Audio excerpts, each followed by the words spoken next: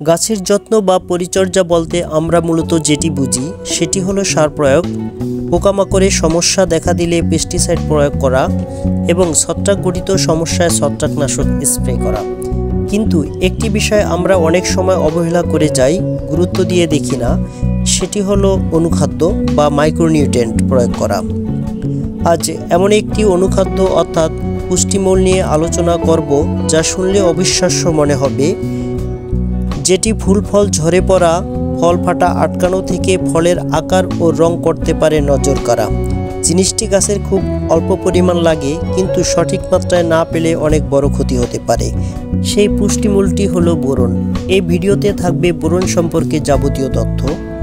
আসসালামু আলাইকুম বন্ধুরা, আপনারা দেখছেন আধুনিক কৃষি তথ্যভিত্তিক ইউটিউব চ্যানেল এগ্রো36।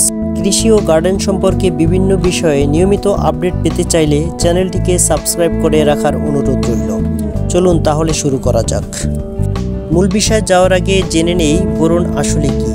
গাছের সুষ্ঠু বৃদ্ধি ও বিকাশের জন্য 20টি উপাদান বিশেষভাবে গুরুত্বপূর্ণ এবং এই 20টি অত্যাবশ্যকীয় উপাদানের মধ্যে কার্বন, হাইড্রোজেন, অক্সিজেন গাছ সংগ্রহ করে বাতাস ও পানি থেকে।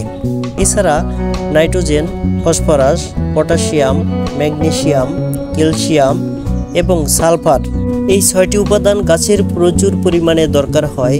এই উপাদানগুলো সংগ্রহ করে মাটি থেকে। এই 6টি উপাদানকে ম্যাক্রো এলিমেন্টস বা মুখ্য উপাদান বলা হয়। ম্যাক্রো এলিমেন্টস বা মুখ্য উপাদানের পাশাপাশি আরও কিছু অপরিহার্য উপাদান গাছের খুব সামান্য পরিমাণ দরকার হয়। সেগুলো হলো boron, chlorine, copper, iron, manganese, sodium, zinc, molybdenum, nickel, silicon ও কোবাল্ট। মাইক্রো এলিমেন্টস গাছদের কম পরিমাণ দরকার হলেও এগুলো গাছদের বেড়ে ওঠার ক্ষেত্রে খুব গুরুত্বপূর্ণ ভূমিকা পালন করে। এদের মধ্যে বোরনের চাহিদা একটু বেশি থাকে, কারণ গাছের ভেজিটেটিভ গ্রোথ, রিপ্রোডাকশন এবং সিড ফর্মেশনের জন্য প্রতিটি স্টেজে বোরনের ভূমিকা ভীষণ গুরুত্বপূর্ণ। এবার জেনে নেব বোরন গাছদের উপর কিভাবে কাজ করে। বোরন গাছের কোষপ্রাচীর শক্ত করে, শিকড় ও ডগার বৃদ্ধি ঘটায়, পলিন টিউব মজবুত করে। বোরন বেশি করে পরাগরেণু তৈরি করে পলিনেশনের হার বাড়িয়ে তোলে। সহজে বোটা থেকে গুটি ঝরে পড়ে না। ফল ও বীজ গঠনে বিশেষভাবে সাহায্য করে। ফলের আকার ও ওজন বৃদ্ধি করে। বোরনের জন্য ফলের রং হয় আকর্ষণীয়। ফল ফাটা রোধ করতে পারে বোরন। গাছের পানি শোষণের প্রক্রিয়াকে নিয়ন্ত্রণ করে। এছাড়াও উদ্ভিদের শরীরে ক্যালসিয়াম ও পটাশিয়ামের অনুপাত নিয়ন্ত্রণ করে। আলুকে দাঁতরোগ থেকে রক্ষা করে এবং ধানের চিটা হওয়া ও দাগ পড়া কমে যায়। সিম, ডাল ও তেল জাতীয় দানাদার ফলের দানাদার গঠনে এবং ফলন বৃদ্ধিতে সাহায্য করে। কী কারণে বোরনের প্রয়োজনীয়তা দেখা যায়? মাটিতে বালির ভাগ বেশি থাকলে বোরন সহজেই পানির সাথে ধুয়ে যায়, সেক্ষেত্রে বোরন গাছে প্রয়োজনীয়তা দেখা যায়। এছাড়া প্রচণ্ড শুকনো অথবা ভেজা মাটি থাকলে, উচ্চ তাপমাত্রা হলে, মাটিতে পিএইচ লেভেল বেশি থাকলে বোরনের ঘাটতি হয়। পাশাপাশি মাটিতে ক্যালসিয়াম লেভেল হাই হলে বা মাটি কম্প্যাক্ট হলে বোরনের ঘাটতি দেখা দিতে পারে। বোরনের অভাবজনিত লক্ষণসমূহ। বোরন সারের অভাবে গাছের বৃদ্ধি কমে যায় এবং গাছে ফুল সংখ্যায় কমে আসে। বোরনের অভাবে সবজি বা ফল গাছের ফুল ঝরা বেড়ে যায়। ফল আকারে ছোট হয় এবং ফেটে যায়। এছাড়াও ফলের আকার বিকৃত হয়ে অপরিপক্ক অবস্থায় ফল ঝরে যায়। গাছে পর্যাপ্ত পরিমাণ পানি সেচ দেওয়ার পরও অনেক সময় কচি পাতা নেতিয়ে পড়া অবস্থায় থাকে। ফুলকপি ও বাঁধাকপির পাতা সজীবতা হারিয়ে ফেলে এবং ফুলকপির কার্ড বিবর্ণ হয়ে নষ্ট হয়ে যায়। গাছের কাণ্ডের শীর্ষভাগ বা গাছের ডগা কালো হয়ে শুকিয়ে যায় বা মরে যায়।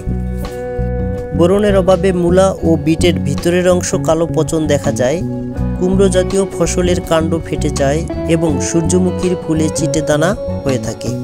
তেল ও ডাল জাতীয় ফসলের পরে সরিষা, মসুর, মটরশুঁটি দানার সংখ্যা কমে যায় এবং দানা অপুষ্ট হয়। এছাড়া বোরনের ঘাটতি বেশি হলে পচনজনিত ক্ষত তৈরি হতে পারে। আখের পাতা শীর্ষভাগে ও কোনায় পুড়ে যাওয়ার মতো অনুসর্গ পরিলক্ষিত হতে পারে। বোরনের ঘাটতি তীব্র হলে গমের শীষে, ভুট্টার মোচায় দানা তৈরি না হওয়া এবং ফুলে পরাগায়ন প্রক্রিয়া ব্যাহত হয়ে বন্ধ্যাত্ব দেখা দিতে পারে।